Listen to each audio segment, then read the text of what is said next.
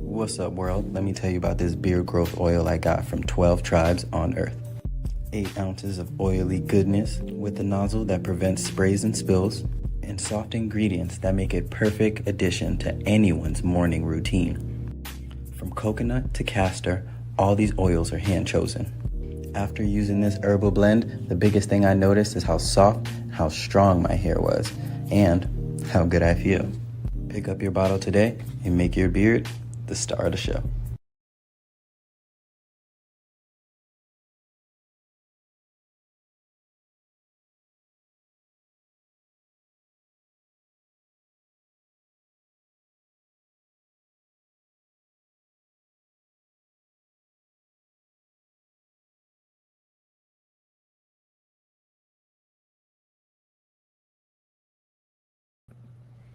Shalom, family. Good to see you all. Hope you're doing well.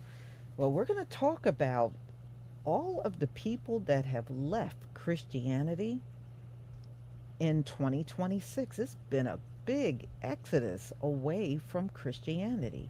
Now, it's been going on for quite some time. And you know, when I think it really hit big was when we were going through the lockdown and these pastors were resorting to having their entire service online, and or they had parking lot church because of COVID. People couldn't sit side by side in the church, so they had the entire service in the parking lot. And from that point on, it really took a serious drop because many of them were complaining. These pastors, they weren't making money. In the beginning, when the lockdown first happened, a lot of people were logging in online. And then as time started moving on, less and less people were popping in for service. And they lost a lot of people that never came back. It wasn't just the Christian church, it was the Catholic Church. And the impact, many of them just could not get their memberships back up. So, for a variety of reasons, people have left, and the vast majority of the people that have left are the youth. Many of them are saying they can't make sense of Christianity, it does not make sense to them,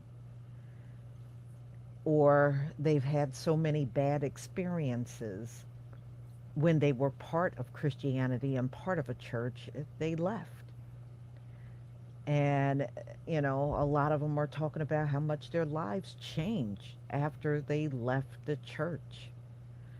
So we're going to listen to some of the testimonials, but y'all, it's a lot of people. You can tell we're in the last days because people focus so heavily on religion for a long time in this country, but that seems to be changing rapidly. Okay, Cyberdyne, thank you so much for the super chat. Shalom, Lisa Cabrera, and chat. Shalom to you, and thank you for your support for my channel.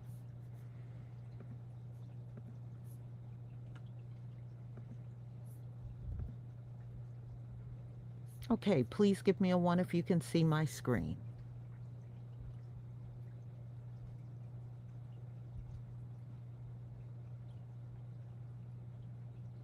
Thank you. Thank you.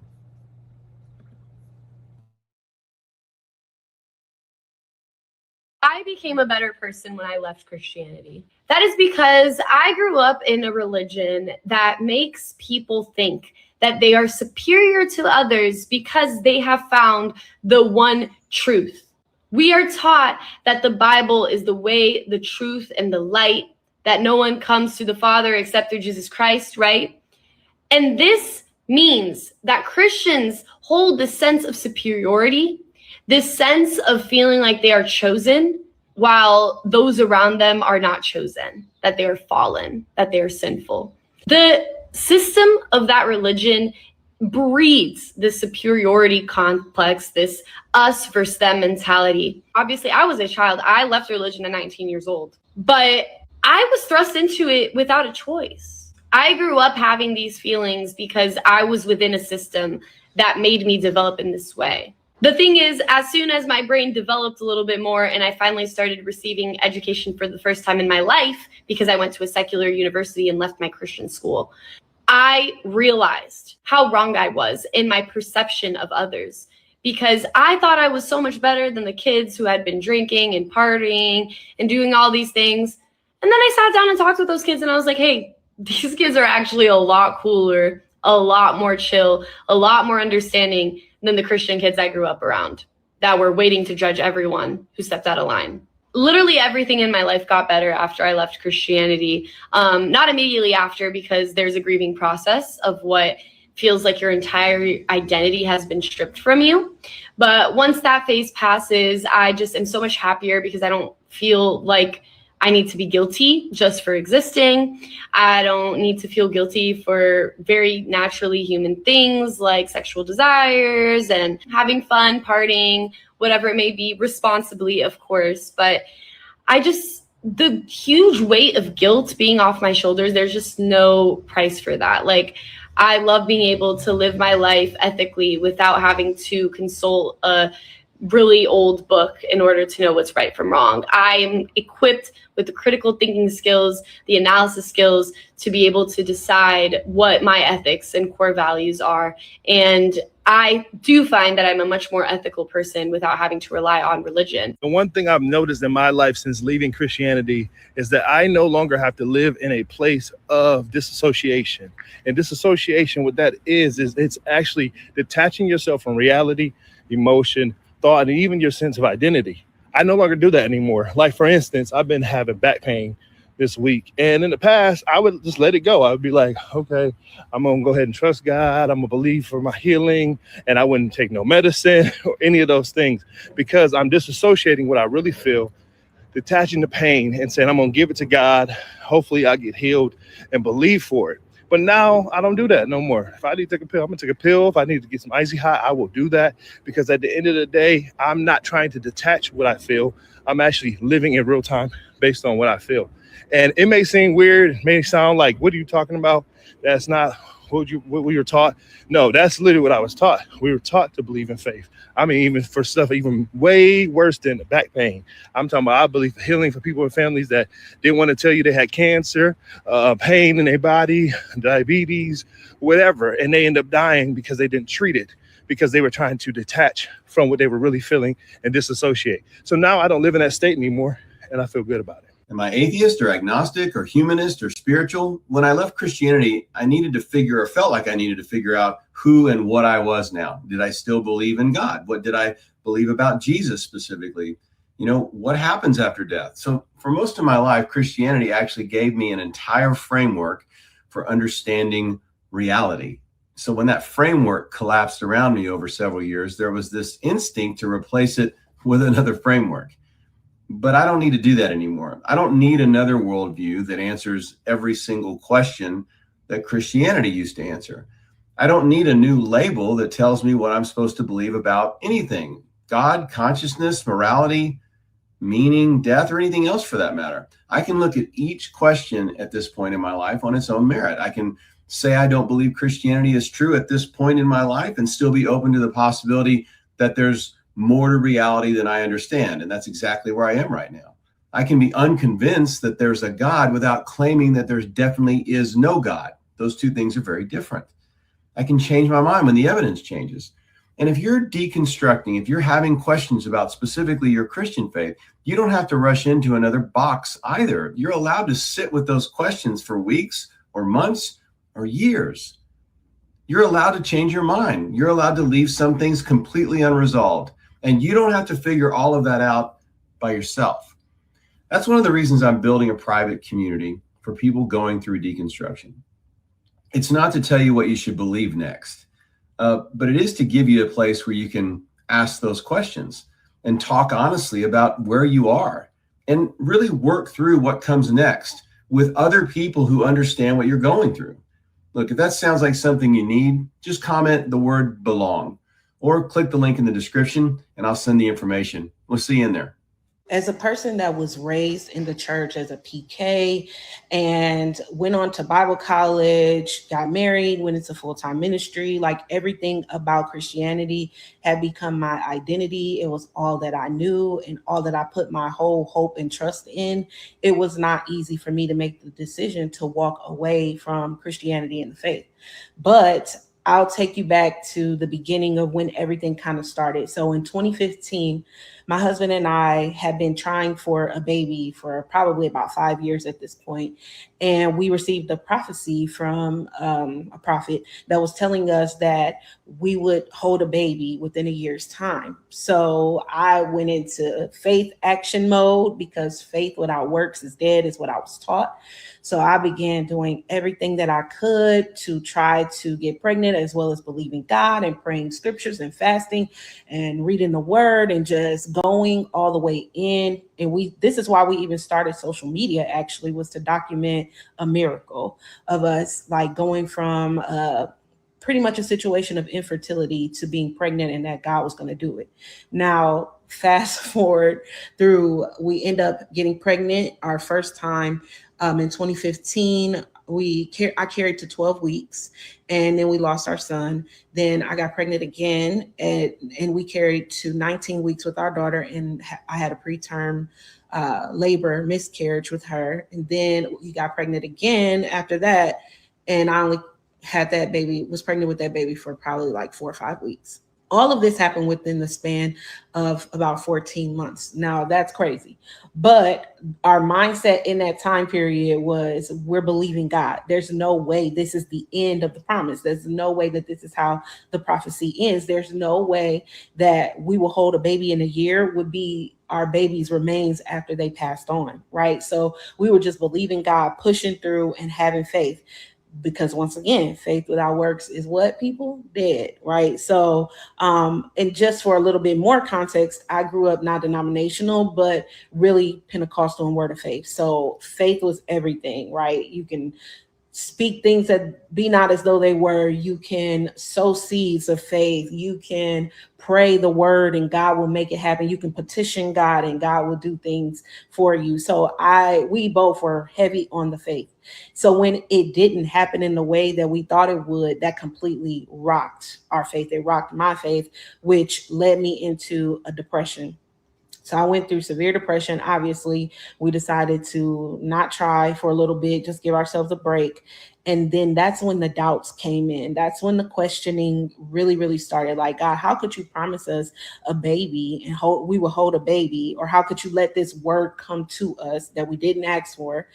And this is the outcome. So much disappointment, so much just feeling lost and didn't understand. And so that led to questions. But when you are in Christianity, you're taught not to lean on your own understanding and that God's ways are higher than your ways. So I started to push those things in that category. Like, well, maybe it was for some higher purpose, or maybe I'm supposed to minister to women like me who struggle with infertility and all of this stuff. But those questions never went away. I just kept pushing them down, pushing on, moving forward. We just kept going through, as a person that was raised in the church as a PK and went on to Bible college, got married, went into full-time ministry, like everything about Christianity had become my identity. It was all that I knew and all that I put my whole hope and trust in.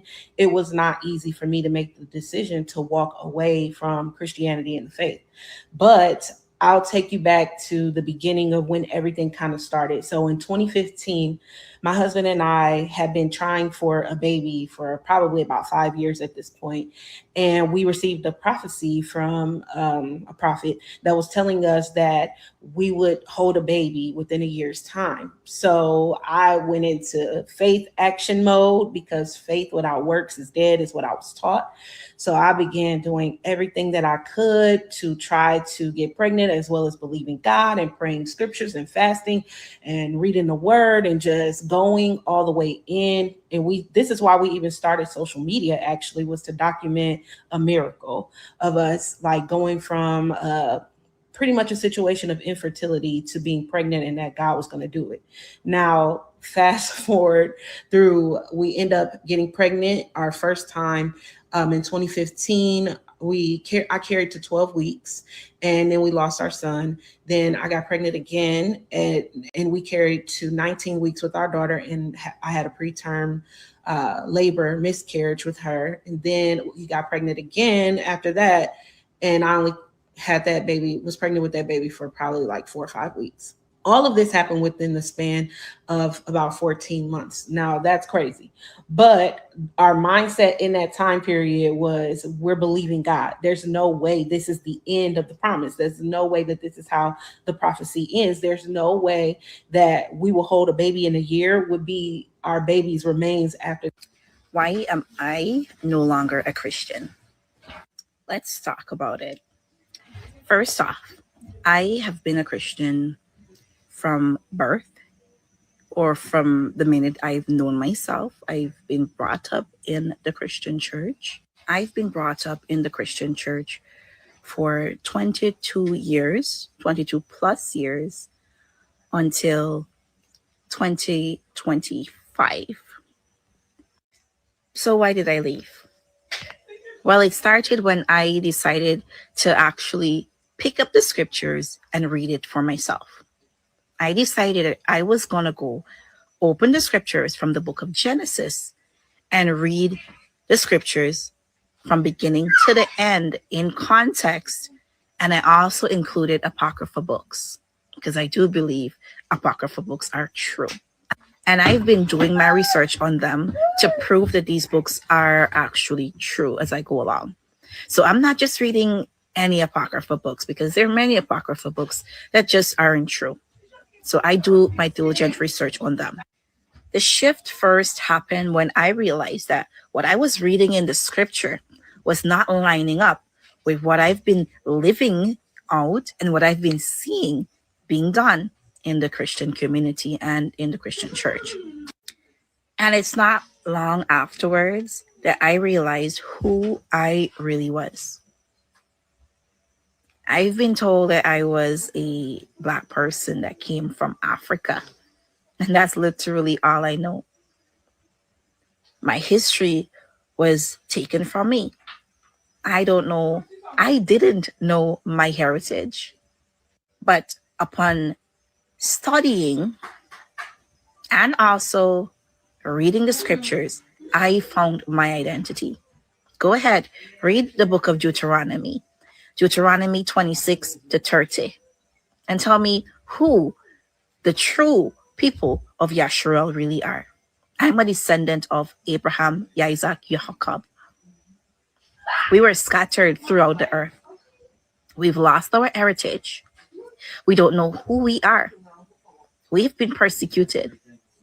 Go ahead, read Deuteronomy 28. Who else does that narrative fits? So I found my identity through scripture. Scripture is really and truly my history book, my people's history book. I am Yasharal, a true descendant. I would still be a Christian if this religion was one that would actually improve my life. But the problem is that's not the case. This religion consumed my life. It destroyed my life. It stole my youth from me. It forced me into decisions that I would have never made had I not been in the religion. It clouded my judgment when it came to career and just finding purpose and meaning in so many ways that now I am having to backpedal where that's appropriate and redirect and figure out how to reclaim the time that was stolen from me. This is why so many of us are on the other side of leaving Christianity, and we're dealing with so much grief. And if you're dealing with that grief, I want you to know that that's real. I want you to know I feel you. I have days where I don't feel like I'm there anymore, but then something happens and I'm like, man, this is not the life I would have chose for myself. What I would do to go back and make a few different decisions.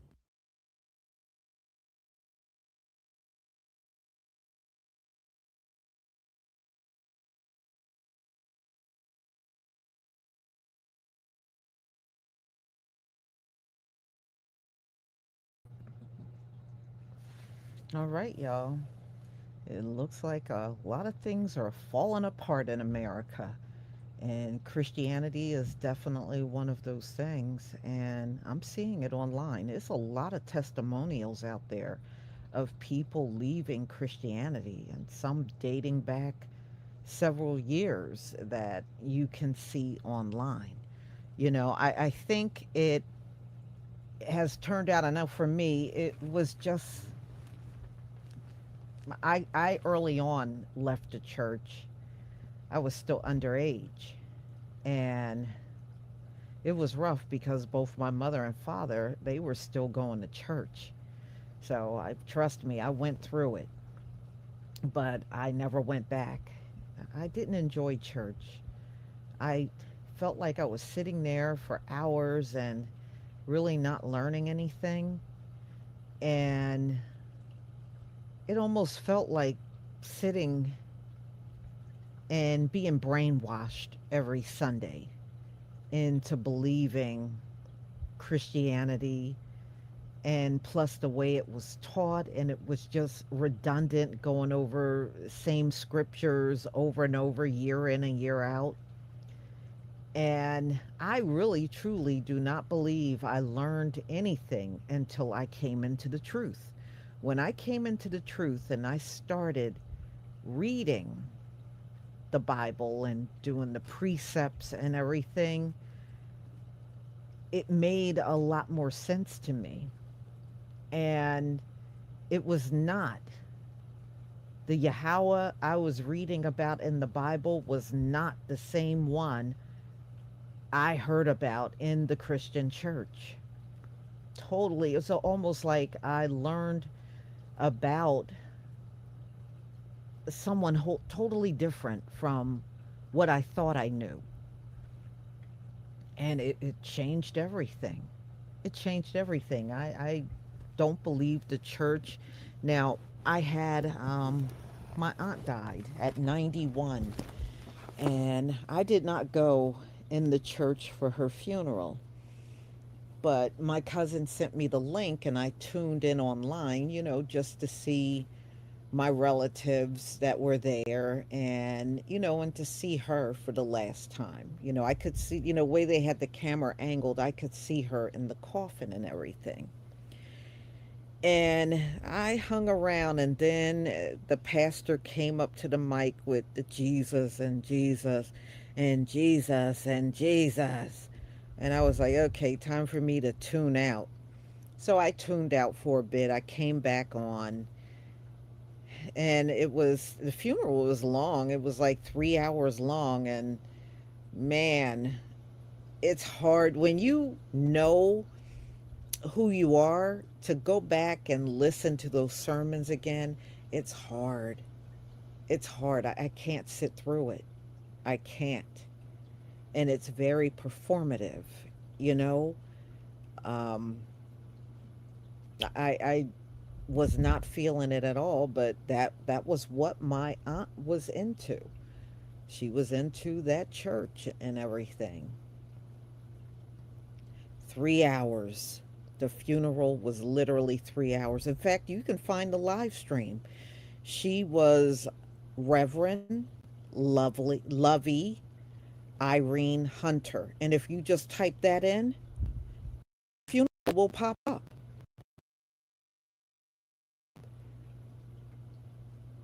And I saw my family there. You know, the whole thing is on end, is over 3 hours long. That was a long behind funeral. So I didn't enjoy church. I think that was one of the big reasons why I left. I did not enjoy it. After a while, I just didn't like it, and I did not like the people that I was around. I did not like a lot of the other Christians that were in the church either. And although we were all children, many of them I did not like. And I found them to be unruly. You know, the children I met that were into Christianity was some of the worst kids I've ever been around in my life.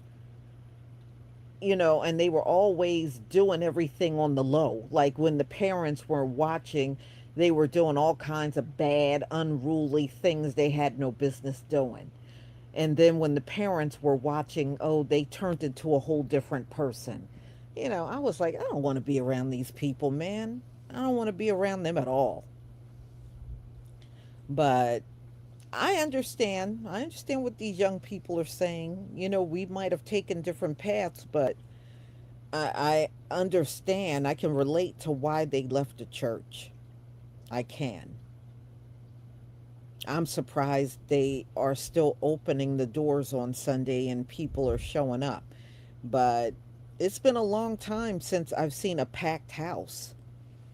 I don't see that. I remember when I was a kid, sometimes you could hardly find a seat. It was so many people in the church back then. But now, I mean, yeah, it's a lot of available seats.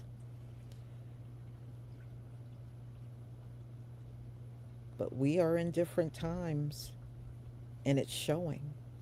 It is really showing. So, y'all, yeah, all the lost books, the Apocrypha, yeah.